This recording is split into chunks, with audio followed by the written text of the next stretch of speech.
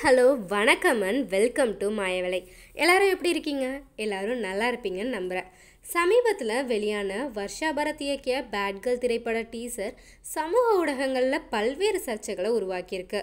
வெற்றிமாறன் தயாரித்த இந்த படம் தைரியமான முயற்சியாக இருந்தாலும் அதை பல பேரால் ஏற்றுக்க முடியாமல் இருக்குது.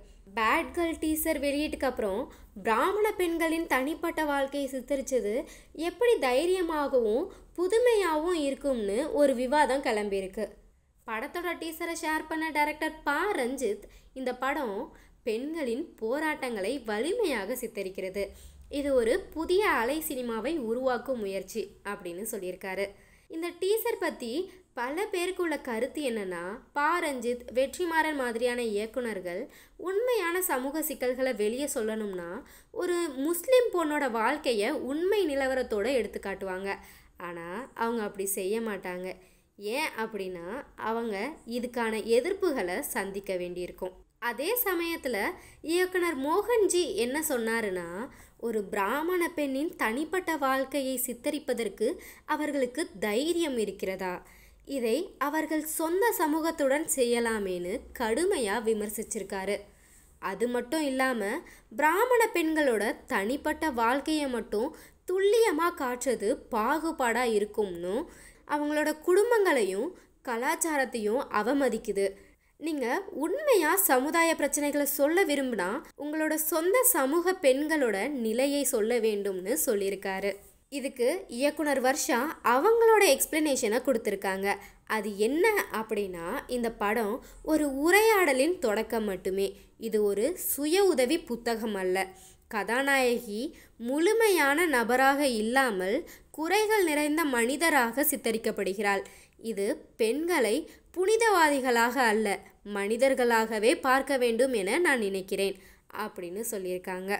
நான் இதோட 1000 மடங்கு ஃப்ளாடான இரிடீமபிளான மேல் கேரக்டர்ஸ் பார்த்துருக்கேன். அவங்கள ஹீரோ வர்ஷிப் பண்ணப்படுறதையும் பார்த்துருக்கேன். I grew up on those films. So I hope இந்த கேரக்டரையும் அக்செப்ட் பண்ணிக்கலாம் கொஞ்சம் அப்படின்னு தான். ஹீரோ வர்ஷிப் பண்ண தேவையில்லை, பட் அக்செப்ட் பண்ணிக்கலாம் அப்படின்னு தான் நினைக்கிறேன்.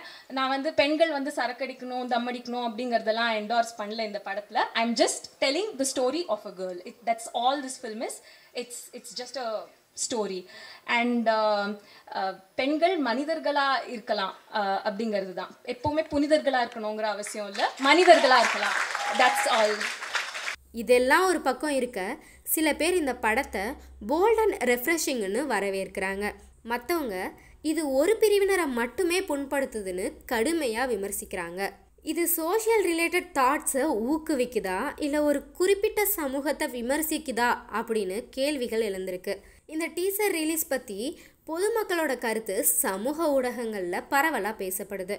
குறிப்பாக ஒரு ட்வீட்டில், உங்கள் வீட்டு பெண் அவர்கள் பள்ளிக்கூடத்தில் படிக்கும் காலத்தில் எத்தனை பசங்களோடு உல்லாசமாக இருந்தாங்க என்பதை அவர்கள் பெருமையோடு இந்த பட வெளியீட்டு விழாவில் பேச வைத்து, உங்களின் இந்த அற்புதமான வாழ்வியலுக்கு இது ஒரு எடுத்துக்காட்டாக இருக்கும். அடுத்த வீட்டு பெண்களை காமத்தில் தள்ளி சதை ருசித்து வாழ சதித்திட்டம் செய்யும் ஓநாய்களின் ஊளைதான் இந்த குப்பை படம் அப்படின்னு ஒரு ட்வீட்டில் சொல்லியிருக்காங்க. இதோட நம்ம இந்த வீடியோவோட எண்டுக்கு வந்தாச்சு. பேட் கேர்ள் படம் ஒரு தைரியமான முயற்சியாக இருக்குமா இல்லை சமூக குழப்பங்களை உருவாக்கும் படமாக இருக்குமான்னு உங்களோட ஃபீட்பேக்கை கமெண்ட்டில் ஷேர் பண்ணுங்கள். மறக்காமல் நம்ம மாயவலை சேனலை லைக் அண்ட் சப்ஸ்கிரைப் பண்ணிடுங்க.